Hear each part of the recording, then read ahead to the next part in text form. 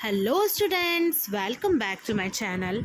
यहाँ पे आपके सामने है एक अभ्यास प्रश्न पत्र जिसका कि सेट क्रमांक 2 आप यहाँ देख रहे हैं। यह कक्षा 9 की गणित विषय के लिए बनाया गया है, जो कि जिन स्टूडेंट्स ने स्टैंडर्ड मैथ्स चूज़ की है तो उनके अकॉर्डिंग ही इसमें इम्पॉर्टेंट क्वेश्चंस को रखा गया है।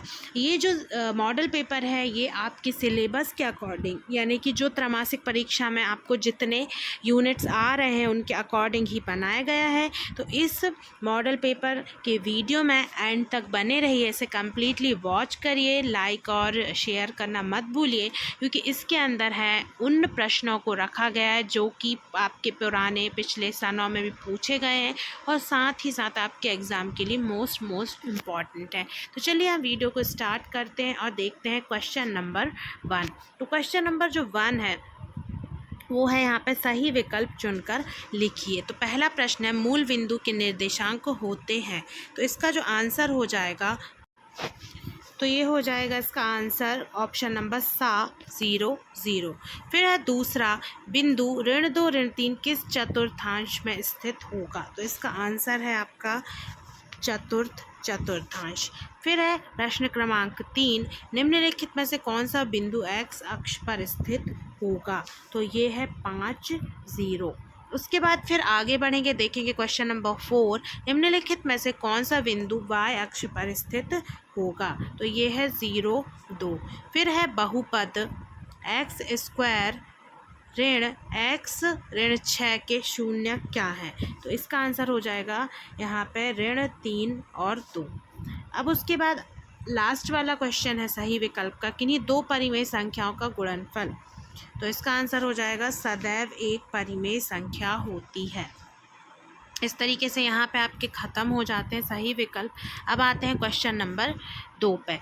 रिक्त स्थानों की पूर्ति कीजिए। पहला है निर्देशांक तल में एक्स अक्ष और वाई अक्ष के प्रतिच्छेद बिंदु को क्या कहते हैं, तो निर्देशांक तल में एक्स और वाई अक्ष के प्रतिच्छेद बिंदु को कहते हैं यहाँ पे मूल बिंदु।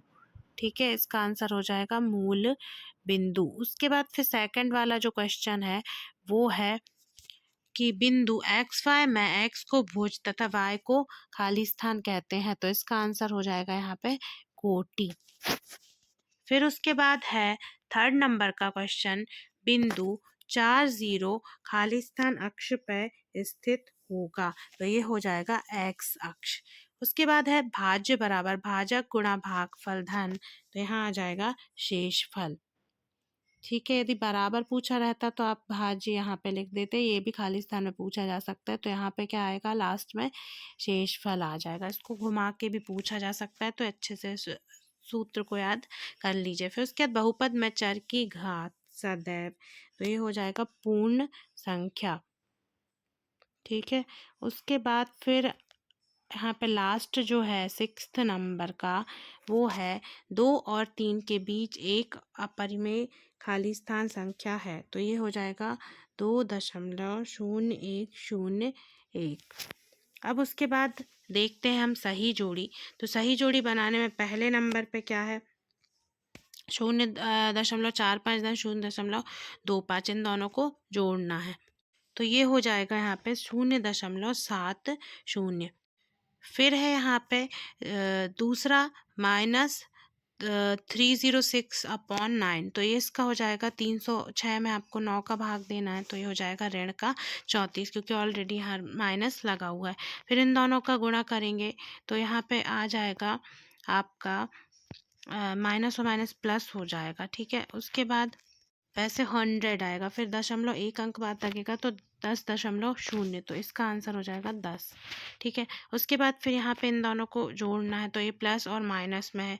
ठीक है, तो इसका कितना आंसर आ जाएगा यहाँ पे 1 आ जाएगा लास्ट में, क्योंकि 1 बचेगा। 3.5 में से 2.5 को घटाएंगे तो 1 बचेगा और यहाँ माइनस का है, तो यहाँ पे कितना हो जाएगा,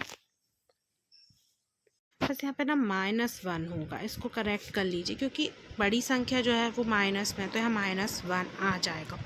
अब उसके बाद है 4/5, तो इसको जब भाग देंगे ऐसे करके तो यहाँ पे कितना आ जाएगा 0.8 आ जाएगा। ठीक है, फिर उसके बाद है 0.5/10। तो देखिए 0.5 में बटे में 10 है तो 1 अंक और पीछे चला जाएगा, कितना हो जाएगा ये 0.05, ये हो जाएगा इसका उत्तर। ठीक है, ये थी आपकी सही जोड़ी जो कंप्लीट यहाँ पे हो गई। अब उसके बाद प्रश्न क्रमांक 4 है, एक वाक्य में आपको उत्तर देना है। पहला क्या है, एक परिमेय संख्या का दशमलव प्रसार किस प्रकार होता है। तो इसका आंसर यहाँ पे हो जाएगा शांत या अशांत आवर्ती। ठीक है, शांत या अशांत आवर्ती, ये पूरा आपको यहाँ पे लिख देना है। ठीक है, उसके बाद फिर है क्वेश्चन नंबर 2, संख्या 13-12 में से कौन सी संख्या जोड़ने पर 1400 हो जाएगी। तो देखो संख्या इसमें इसको कौन सी संख्या जोड़ना है कि ये हो जाए, तो 1400 में से हम घटा देंगे 1312 को। ठीक है, ये घटा लेना है तो इसका आंसर हो जाएगा, तो कितना आ जाएगा यहाँ पे 0, तो ये हो जाएगा 80। ठीक है, बाकी इसको मौखिक भी आप कर सकते हैं। जैसे कि ये है, मोहन के पास 157 रुपये, सरला के पास 72 है। मोहन के पास सरला से कितने रुपए अधिक है, तो 157 में से आपको क्या घटा देना है, 72 को घटा देना है। इस बार आप मौखिक कर सकते हैं, यहाँ पे 75 आ जाएगा आंसर। ठीक है, 75 रुपये उसके अधिक है। फिर है 72 कंचों को 6 विद्यार्थियों में बराबर बांटने पर एक को कितने प्राप्त होंगे। तो 72 बटे यहाँ हो जाएगा 6, तो यहाँ पे हो जाएगा 12 हो जाएगा, 12 कंचे मिलेंगे। ठीक है, उसके बाद मतलब कि यहाँ पे चौथे का जो आंसर है वो कितना आ जाएगा, 12 आ जाएगा। उसके बाद 5वां है, यदि हिना आमिर खुद से 2 गुनी ऊंची है, तो हिना और आमिर की जो ऊंचाई उसका अनुपात क्या है। मान कि चलिए हिना 2 गुना ऊंची और आमिर 1 गुना, तो 2:1। उसके बाद फिर रैखिक बहुपद की घात क्या होती है, तो इसका हो जाएगा 1 होती है। ठीक है, अब उसके बाद हम देखेंगे नेक्स्ट क्वेश्चन, तो आगे बढ़ेंगे और देखते हैं हम सत्य असत्य बताइए। तो सत्य असत्य में आप पहला देखेंगे यहाँ पे, तो पहला है एक परिमेय संख्या का दशमलव प्रसार शांत होता है या अनवाशानी आवर्ती होता है। तो ये अशांत आवर्ती है, यहाँ पे ये गलत लिख गया, तो ये सत्य है, अभी मैंने आपको बताया अभी।